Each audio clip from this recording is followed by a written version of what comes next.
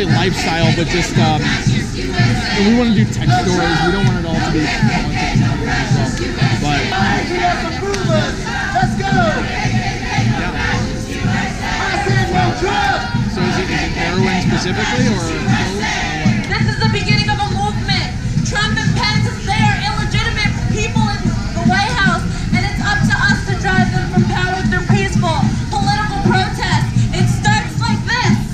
It starts with a couple of hundred. Then it builds to thousands. Then we bring out the millions. And then we stay in the streets until our demand is met, because humanity depends on what we do here. We're doing this not just for ourselves, but in the name of humanity. For the people of Puerto Rico. For the people in North Korea.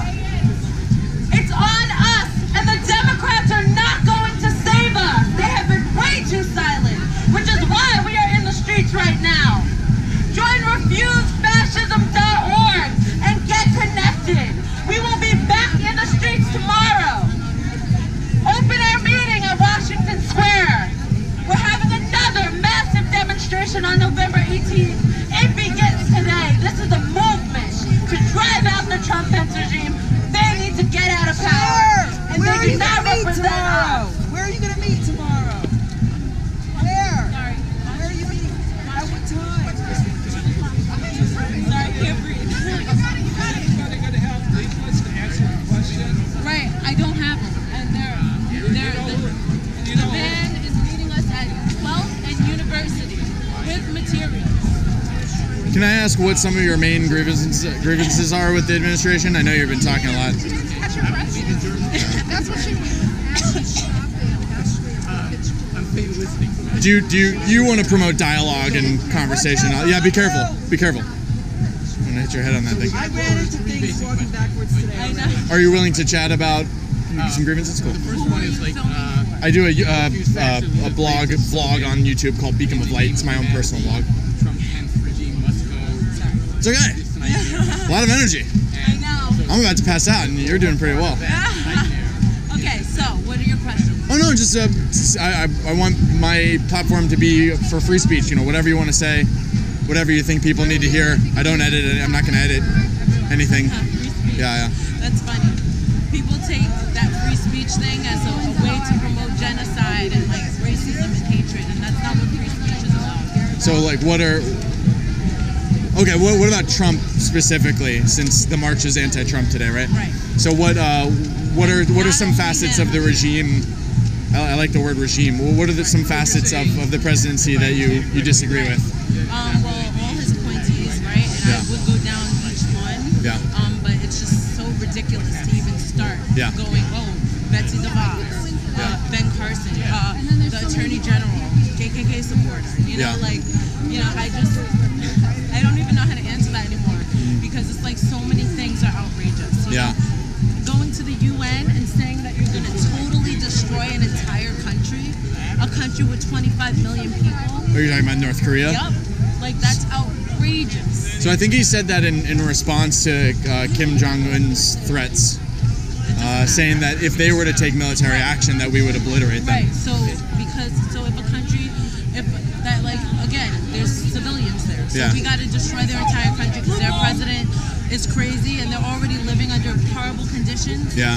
And now we have to kill all these innocent people, women and children, because they're definitely. I don't want to do right. that. You know what I mean? Like that's sure. like a country saying they're going to totally destroy America because our president has a fucking nasty mouth, and you know that's ridiculous. Why should I die because of that guy?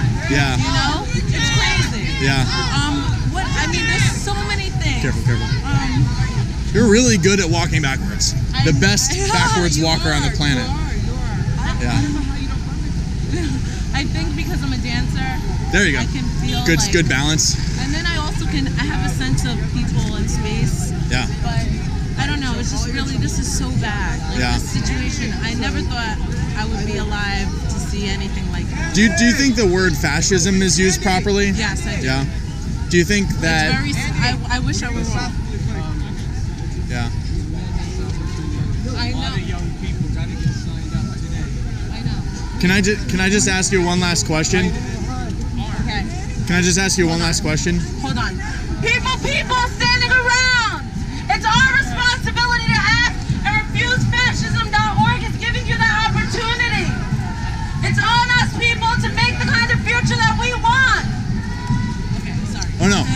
just ask you one last thing? Like, do you think so? Like, when you think of fascism, you think of like Hitler and Mussolini, maybe even Stalin could be talked about as fascist, right?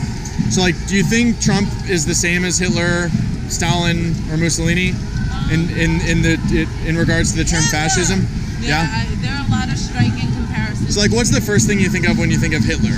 Probably like genocide of millions of Jews, right? Millions of people, yeah.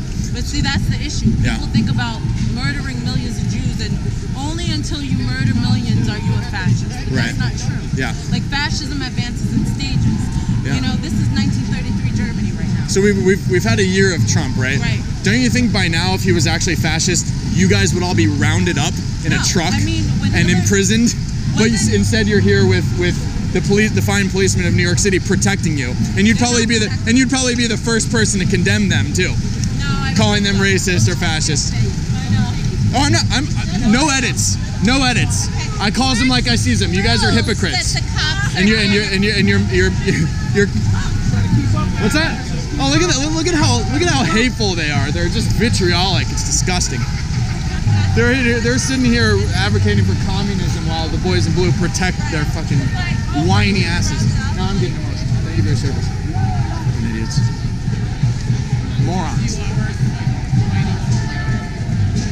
A lot of tiny old white people too. A lot of tiny old white people. Don't laugh. Don't laugh. Can't show it. You know it's true. Hi.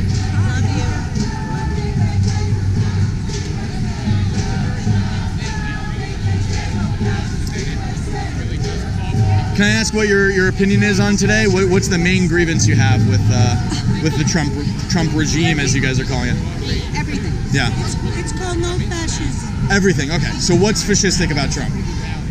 I mean, I'm sorry, it's refused fascism. Where are you from? I do a blog. Talk to him. Yeah. Oh, okay. Don't you want your message to be spread? You don't want to talk to me? He asked me a question and then walked away right before I was going to answer. Oh no, answer. I'm here for you. You just started yelling and she told you not to talk to me. Yes, absolutely. No, I just think you guys are misguided. I like your spirit. I like your spirit. All those other differences. Do not talk to the guy with the black hat. Hi. Yes, so you all take orders from one person? That's how it works? You can't think independently and speak for yourselves? As the ninnies. You guys are for every kind of diversity except intellectual diversity. You want everyone to think the same. A lot of these people will say he hates Muslims and that it's a Muslim ban. So first of all, 6 countries out of 32 something, whatever, majority Muslim countries are on the list. 80 to 85% of the world's Muslims are not included. The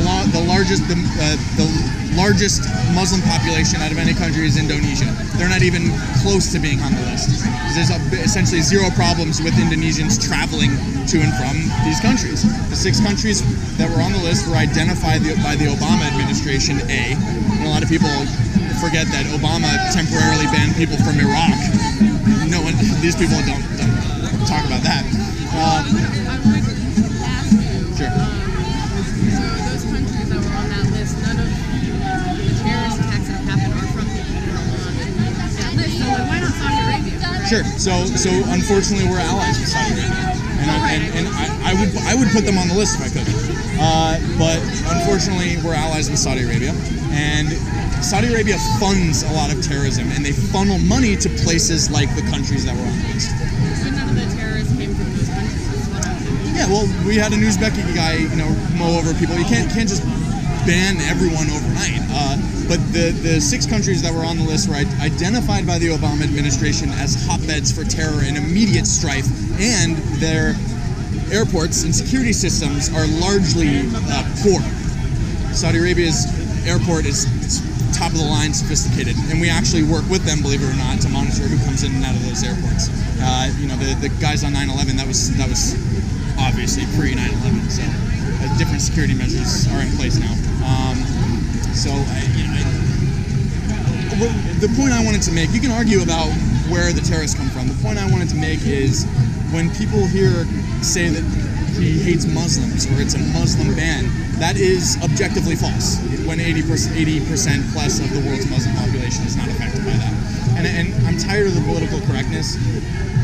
why don't we, like, religion is a term that we use like the term sports. You have badminton and you have Muay Thai kickboxing. The only thing they have in common is breathing.